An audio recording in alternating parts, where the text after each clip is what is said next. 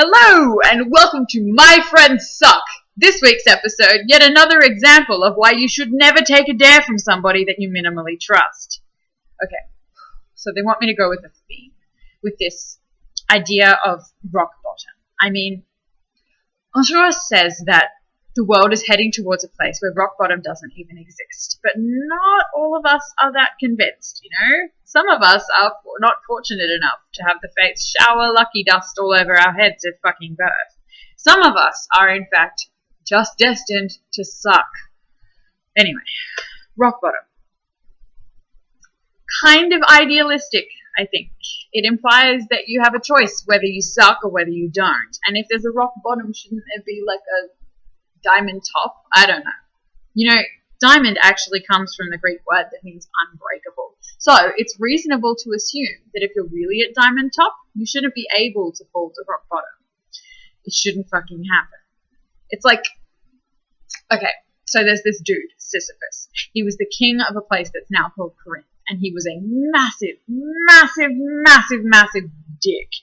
Not as big of a dick as Hercules, because let's face it, Disney lied to us all. Herc was a massive douchebag, but Sisyphus was a pretty big jerk. He was conniving and deceitful, and he killed a ton of people. Like, I can't remember the specifics, but I remember that Zeus really fucking hated him, which is, hey, cool, probably the only time I've ever agreed with Zeus, because Zeus was also a massive, massive dick. But anyway, he had Thanatos chain Sisyphus to the underworld, right? Except Sisyphus tricked him and chained him up instead. Eventually, the gods caught up with him and forced him to roll this boulder uphill for all of eternity. So that was kind of a literal and permanent rock bottom for Sisyphus. But, like, here's the thing. He never had a big downfall, right? He was already fucking there. The gods just decided to make his punishment all symbolic and crap. He was already a crap person. Rock bottom wasn't a thing for him. It's just the way that he was. A huge dick. Rock bottom really isn't a thing for anyone. It's just not. You're a shit person who's really unlucky, or you're not. Just in case you zoned out on me then because you don't like classics. Fuck knows why. Those dudes just fucked everyone and drank everything, and that's more fun than you've ever had, probably.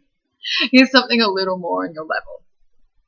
You, my friend, could be lucky and be Charlie Sheen and make a career out of your shitty life and shitty problems. But hey, he must have been blessed by some lucky leprechaun dust because he's still really into himself, if the reports are anything to go by. Rock bottom isn't making a tool of yourself or losing all your money or even pushing a literal rock uphill for all of eternity. Rock bottom isn't that.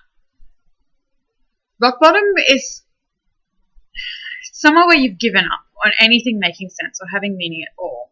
Rock bottom is the place in which no one would want you, where you have nothing to offer and nothing of consequence to say. Rock bottom is this pit from which you can't climb out. You can't climb out, and no one will venture far in enough to drag you out. Rock bottom is like you and 50 other people unable to work together to help each other out because you're too busy staring at this tiny postage stamp of light above you.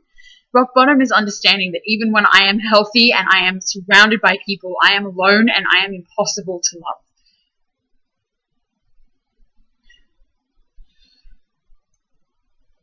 I don't know why I'm still talking about this. I guess you figured out my stance on it already. But I like talking, and it takes a fucking lot to get me to shut up, so I'm just going to keep going for a couple of minutes.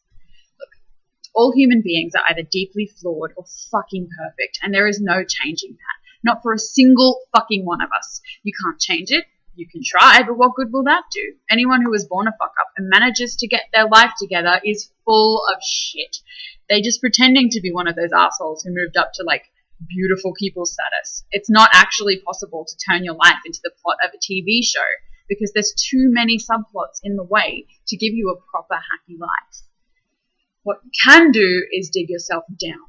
There's always a shovel. And if there isn't, you can use your hands. You can always fuck things up more. Sure, rock bottom. Yeah, look, there's a jackhammer waiting for you to fuck up again. Oh, fuck, there's more. Talk about redemption and what that means to you.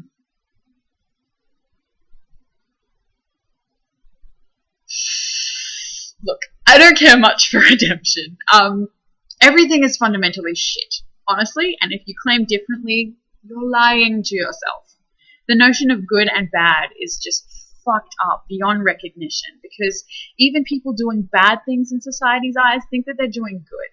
So many people try to build themselves up because they thought that they were the good guys, but they had this downfall because what the fuck else was going to happen?